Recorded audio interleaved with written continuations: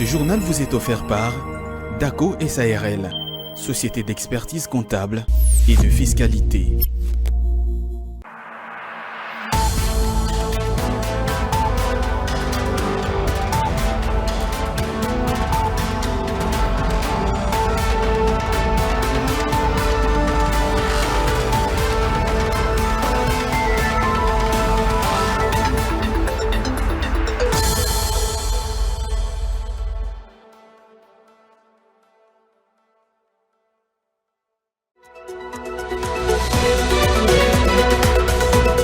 La République démocratique du Congo veut des clarifications sur l'accord minier signé entre le Rwanda et l'Union européenne. C'est dans ce cadre que Félix-Antoine Tshisekedi a rencontré ce mercredi le Premier ministre belge Alexander De Croo à Bruxelles. Un reportage à suivre dès le début de cette édition du journal. Et puis après avoir bouclé avec succès la 5e revue du programme économique de facilité élargie au crédit du Fonds monétaire international, le gouvernement de la République démocratique du Congo se projette déjà sur la 6e revue. Les deux parties se sont entretenues ce mercredi. Reportage à suivre. Enfin, d'après le gouvernement ougandais, le volume des échanges commerciaux entre l'Ouganda et la République démocratique du Congo ont atteint la coquette somme de 200 millions de dollars américains. Et cela en l'espace de 5 ans. Nous en parlerons avec détail dans cette édition du journal. Voilà tout pour les titres de cette édition du journal. Bienvenue à toutes et à tous si vous nous rejoignez sur Ecofin Télévision. Je l'ai annoncé dans les sommaires, après Luanda en Angola, le président congolais Félix-Antoine Tshisekedi est arrivé dans la matinée de ce mercredi 28 février à Bruxelles en Belgique pour une visite officielle où il s'est entretenu avec le Premier ministre belge Alexander De Croo.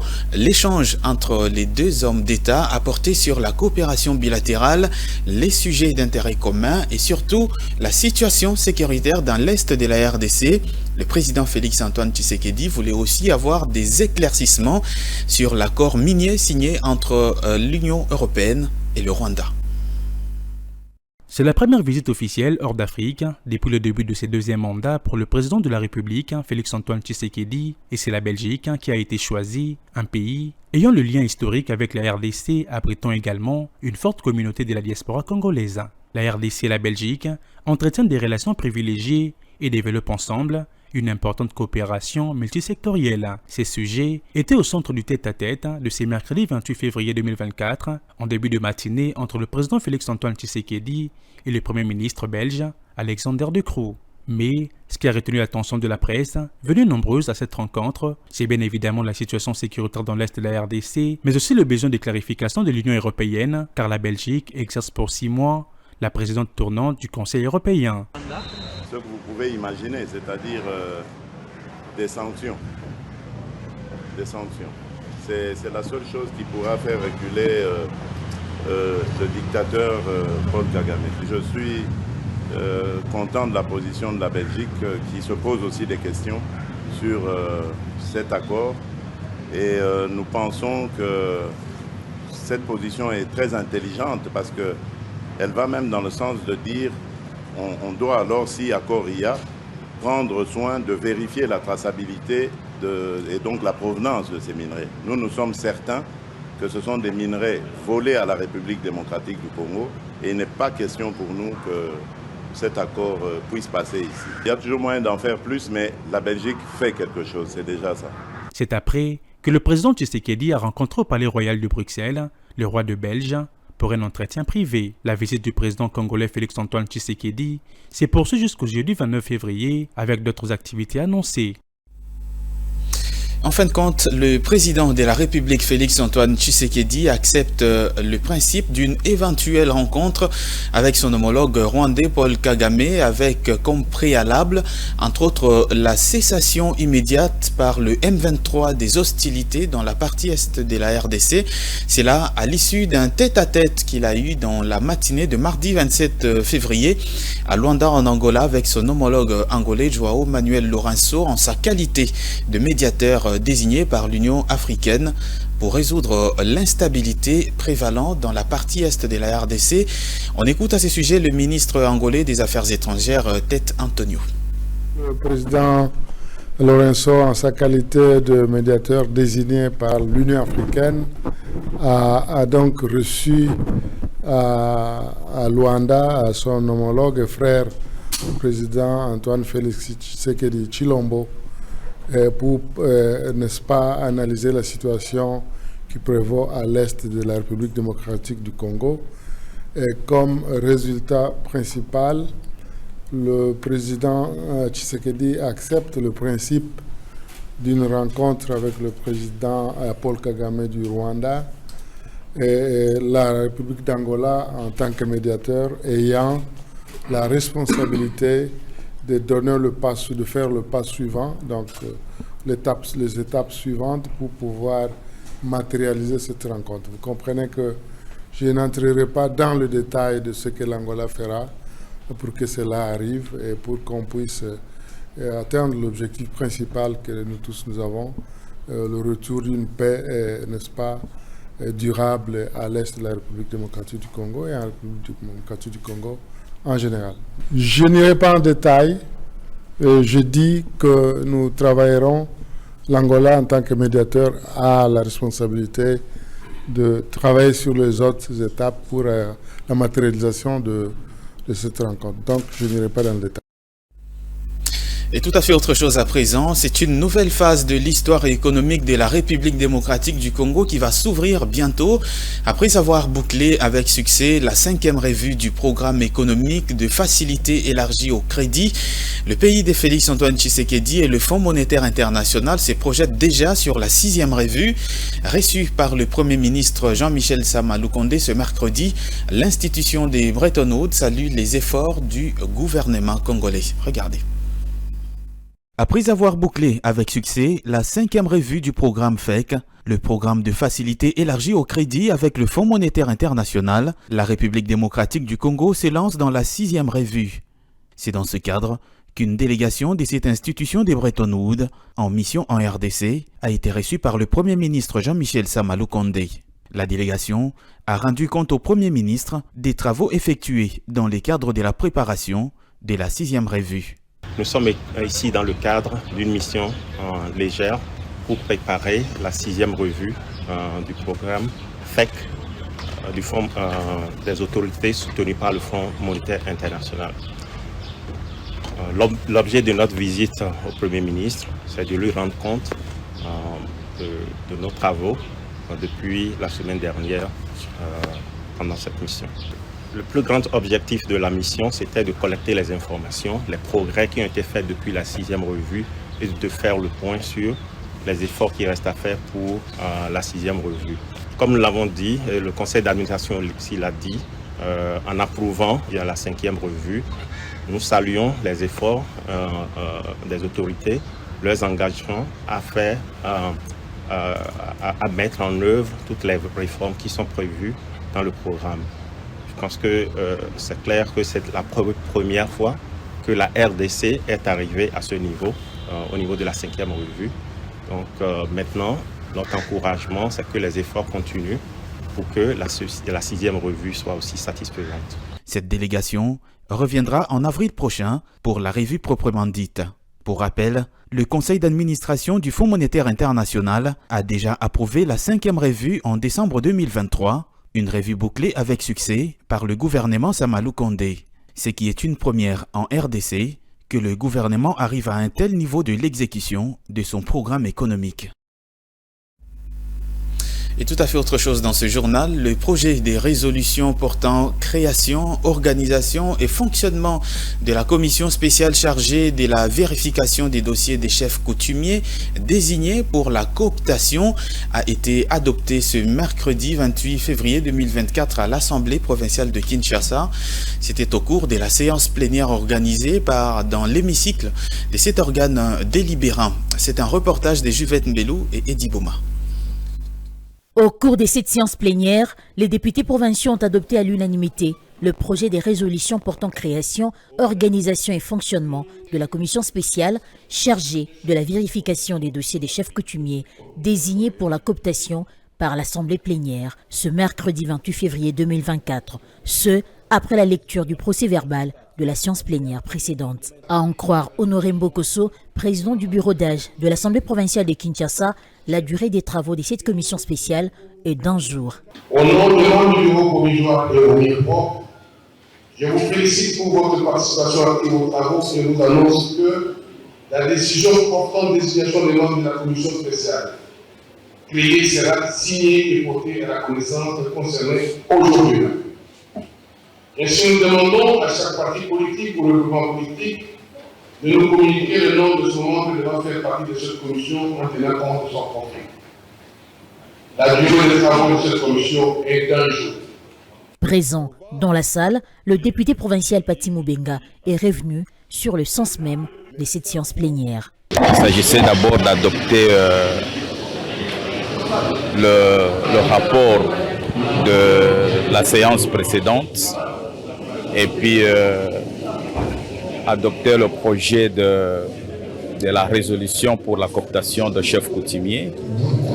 Et c'est la chose qui est faite. Nous venons d'apprendre que parmi les 4 chefs coutumiers qui sont retenus, il y a déjà un qui n'est plus, qui est décédé. Nous restons avec le 3.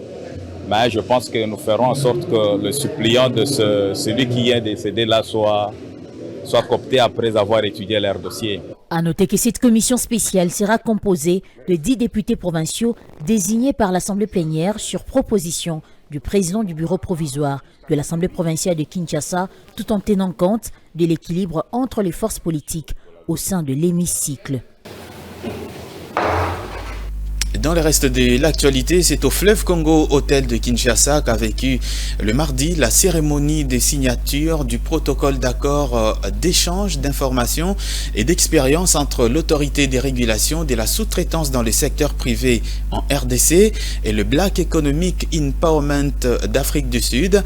L'objectif est de renforcer les mesures d'application de la loi sur la sous-traitance et le contenu local au bénéfice principalement des Congolais.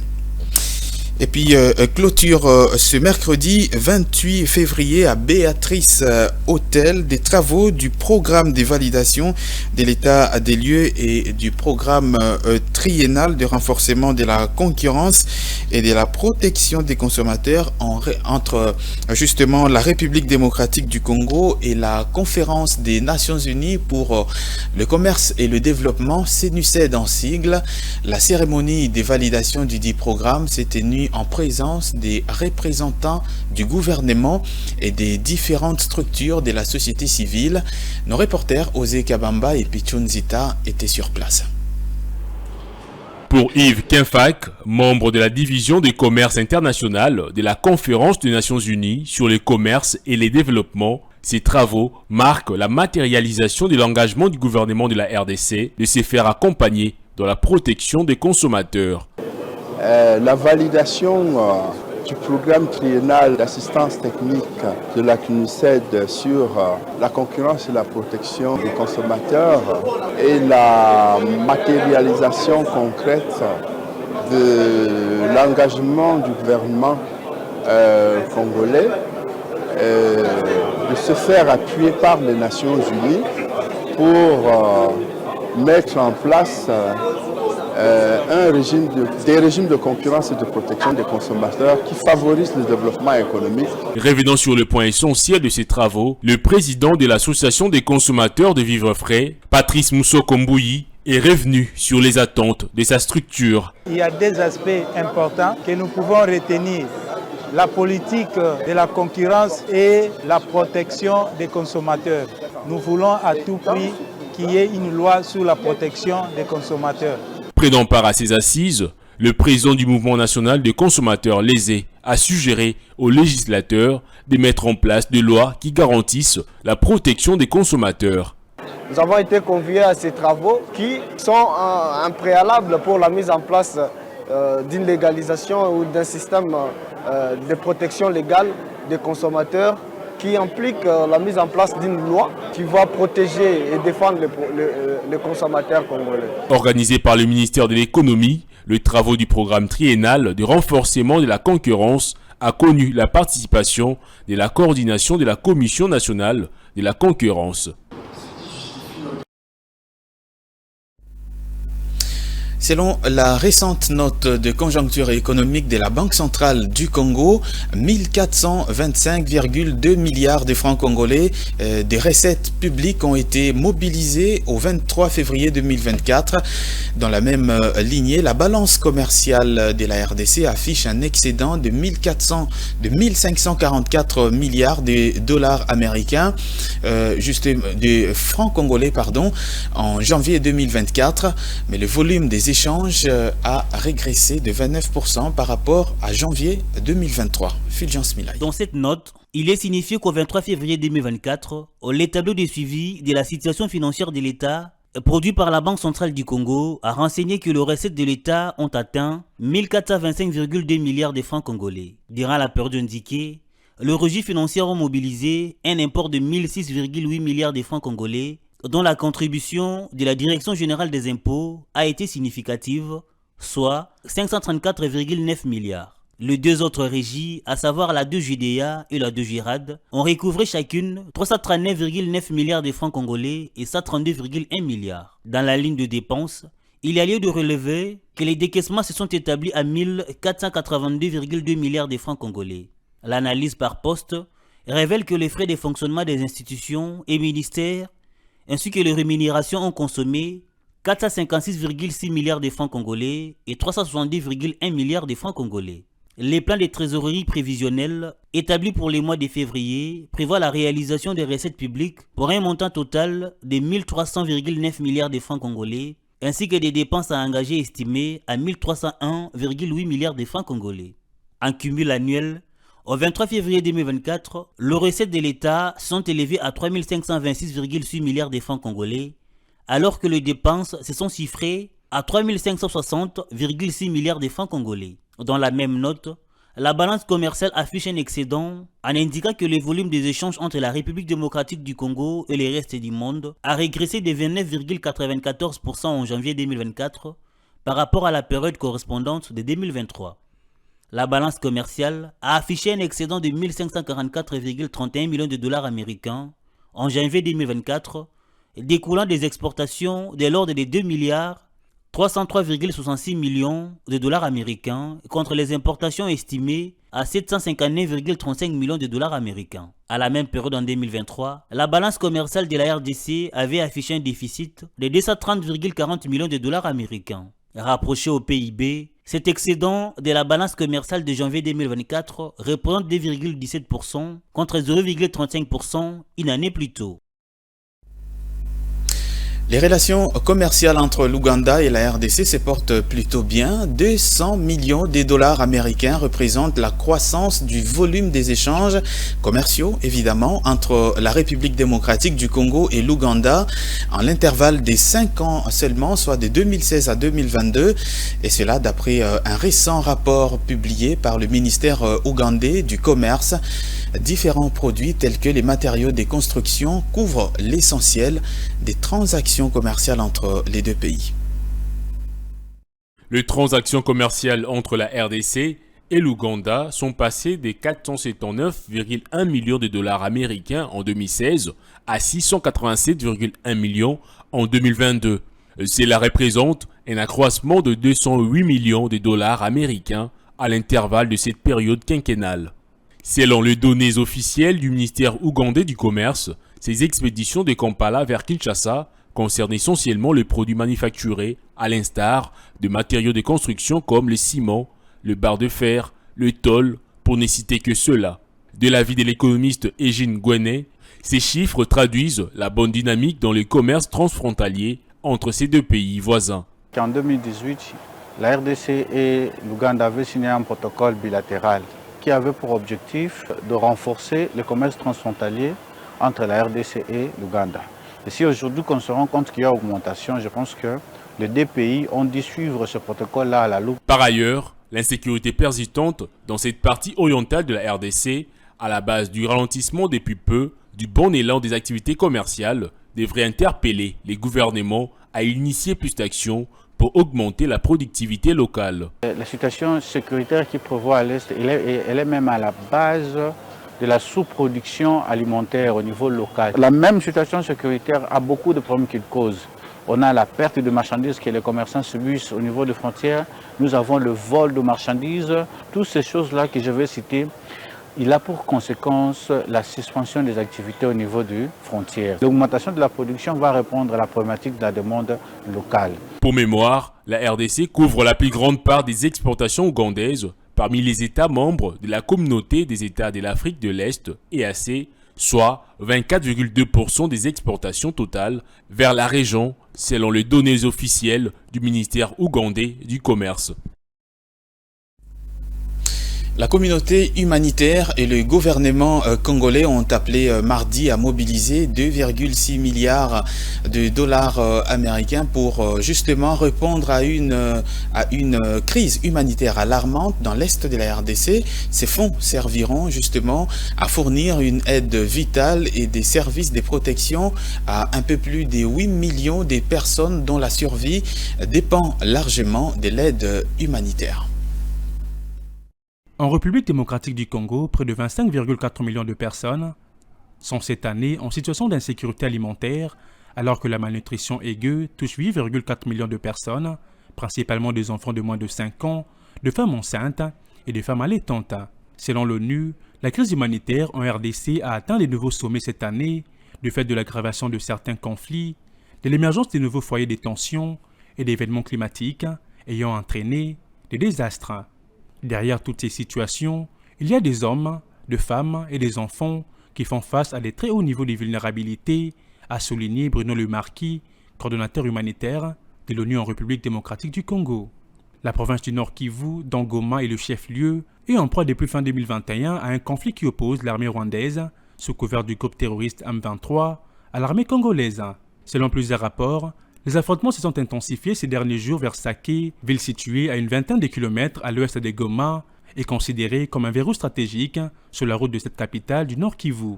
La République démocratique du Congo compte actuellement 6,7 millions de personnes déplacées internes, dans un contexte où le pays fait face par ailleurs à des graves inondations et à une recrudescence d'épidémies de rougeole et de choléra qui ont exacerbé la vulnérabilité des populations meurtries par plus de 3 décennies de conflits armés. Aussi, plus d'1 million d'enfants ne vont plus à l'école du fait de ces conflits armés. La situation est vraiment dramatique. Il faudrait que la communauté internationale tourne un regard vers la République démocratique du Congo. Avec son potentiel unique au monde sur le plan environnemental, sur le plan minier et sur le plan touristique, le Congo peut beaucoup apporter au monde. Il faudrait qu'il trouve la paix, a déclaré Modeste Mutinga, ministre congolais des Affaires sociales et des Actions humanitaires. Quelles sont les principales raisons qui se cachent derrière la reconversion professionnelle, une pratique très courante actuellement en République démocratique du Congo du moins et qui résulte de la volonté d'un individu de passer d'un métier à un autre et dans les cas échéants, comment s'y prendre pour réussir? Élément de réponse avec Divine Mwenze. La reconversion professionnelle, un passage par lequel plus d'une personne s'aventure en République démocratique du Congo. Une pratique qui consiste à quitter des métiers pour un autre. Résultant de la volonté d'un individu, plusieurs raisons expliquent la reconversion professionnelle. Cela peut être motivé de la vie de cet économiste reconverti en responsable d'un atelier mécanique, entre autres, par la volonté de saisir une opportunité dans sa vie professionnelle. Il nécessite du côté du pouvoir public de créer des instruments d'accompagnement pour que la plupart des Congolais essayent un peu. Vous regardez ceux qui vivent aisément en République démocratique du Congo, ce sont des gens qui exercent dans des domaines où nous ne faisons pas attention. Les Congolais, on a tendance uniquement tous dans l'administration publique, au moment où nous savons que l'administration publique est saturée. Les métiers manuels ne sont pas aujourd'hui comme des métiers considérés pour que les gens puissent avancer. Je peux vous rémunérer le métier de plombier, le métier de mécanicien, le métier d'ajusteur, le métier d'éleveur, le métier d'agriculteur. Néanmoins, l'adaptation et l'accompagnement dans ce que l'on entreprend de faire sont exigés comme un des préalables de réussite. L'accompagnement, la formation, et voilà, parce que quand vous êtes dans un autre métier, vous partez dans un autre métier, il faut se former, il faut trouver les outils capables à vous mettre avec une expertise adéquate. Il faut s'adapter et comprendre le métier, tout le contour. À noter qu'en République démocratique du Congo, comme dans tous les autres pays issus de la famille du droit germano-romanique, la problématique de la reconversion professionnelle n'est pas expressément traitée dans le Code du travail, contrairement à la famille du droit anglo-saxon. Et place à présent à la revue des presses et c'est avec Jonathan Bakili.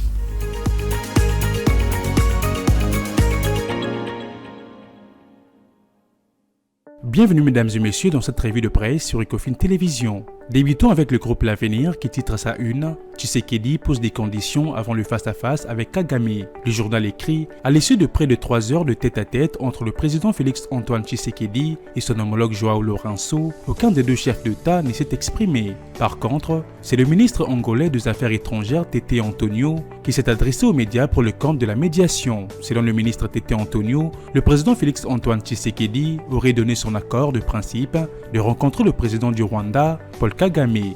Se refusant de livrer plus de détails, le ministre Tete Antonio s'est limité à affirmer qu'il revient à la médiation de travailler sur les autres étapes pour matérialiser cette rencontre. Les confrères notent, aucune date n'a été avancée sur cette éventuelle rencontre, encore moins le lieu de celui-ci. Pour rappel, le président Tshisekedi avait présenté au médiateur ses préalables avant une éventuelle rencontre avec le président du Rwanda, notamment le retrait du territoire congolais des troupes du RDF. Le confrère poursuit, cette rencontre de Luanda était la suite du mini-sommet sur la sécurité dans l'Est de la République démocratique du Congo, organisé le 18 février dernier à Addis Abeba en Éthiopie, en marge de la 37e session ordinaire de chefs d'État et de gouvernement de l'Union africaine, à l'initiative du président angolais, médiateur de l'organisation continentale, sur la crise entre la République démocratique du Congo et le Rwanda. Le tête-à-tête à huis clos entre le président Félix-Antoine Tshisekedi et João Lourenço a eu lieu au palais présidentiel de Luanda. Conclut le journal. Terminons cette revue de presse avec Africa News qui titre sa 6e page « Sécurité sociale, 33 milliards de francs congolais payés aux retraités en 2023 ». Le journal note « 33 milliards de francs congolais, soit plus de 11 millions de dollars américains ont été payés aux retraités de la fonction publique de la République démocratique du Congo en 2023 contre 10 431 millions en 2022, soit 31,8% de fonds engagés, a appris le confrère d'un communiqué.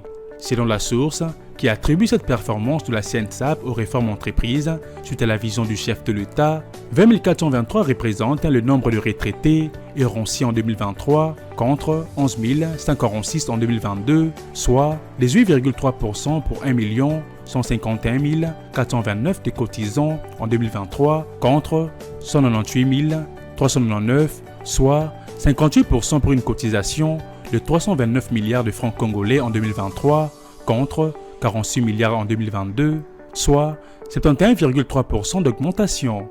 Le confrère poursuit, en ce qui concerne les conclusions de la certification des comptes, le chiffre qui atteste la solidité financière se présente comme suit. Le bilan total de 2022 était de 139 milliards 455 226 francs congolais contre 427 milliards, soit 30,7% réalisés au cours de l'année 2023 et celui des résultats nets en progression de 85,4%, soit 243,9 milliards en 2023 contre 28,5 milliards de francs congolais en 2022. Les communiqués soulignent que l'année 2023 a été celle des meilleures performances enregistrées par la CNSAP depuis son opérationnalisation en 2017. La CNSAP s'assure de la réalisation effective de son métier qui comporte les étapes de l'immatriculation des agents publics.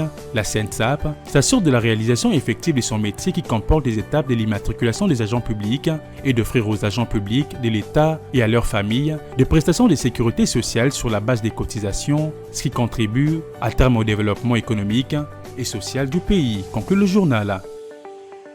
Fin de cette revue de presse sur Ecofin Télévision, mesdames et messieurs, merci de l'avoir suivi.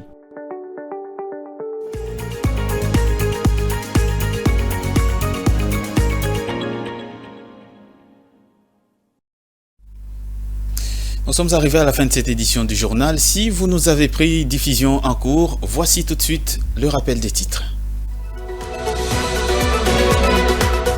La République démocratique du Congo veut des clarifications sur l'accord minier signé entre le Rwanda et l'Union européenne. C'est dans ces cadres que Félix-Antoine Tshisekedi a rencontré ce mercredi le Premier ministre belge Alexander De Croo à Bruxelles.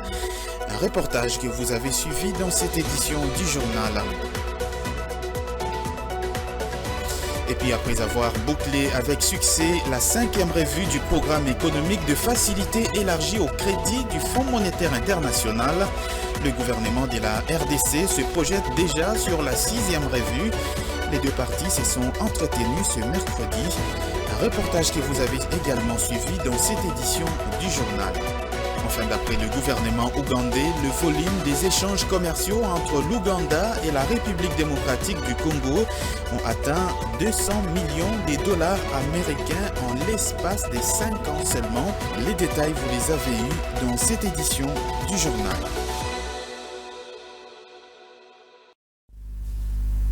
Et voilà, ce journal est complètement terminé. Merci à toutes et à tous de l'avoir suivi. Je vous souhaite une très très bonne suite des programmes sur nos antennes.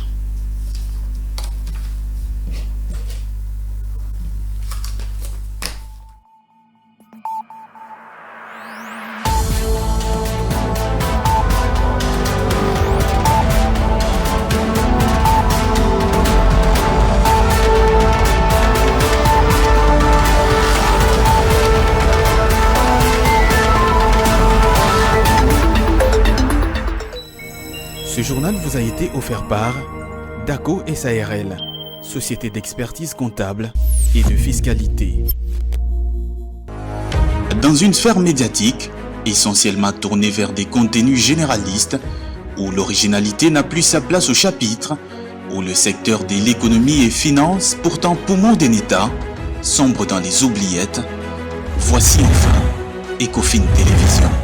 Économie et finance télévision, votre chaîne thématique essentiellement économique, vous offre un contenu original.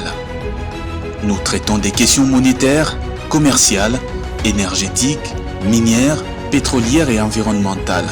Notre créneau, vous proposer des informations, des analyses, des perspectives et prévisions économiques. Ecofin Télévision vous permet également de comprendre la coopération entre les États et les institutions, sans oublier l'épineuse question de la dette. Ecofin Télévision, tout savoir sur les investissements, les échanges commerciaux, la balance commerciale et la balance des paiements, le taux d'échange, l'état des lieux de la lutte contre les détournements des finances publiques, la coopération bilatérale ou multilatérale. Ecofin Télévision vous explique comment l'économie nationale est directement liée à l'économie mondiale.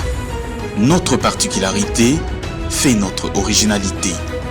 C'est pourquoi nous disons Ecofin Télévision, mieux que savoir sur l'économie et finances, comprendre.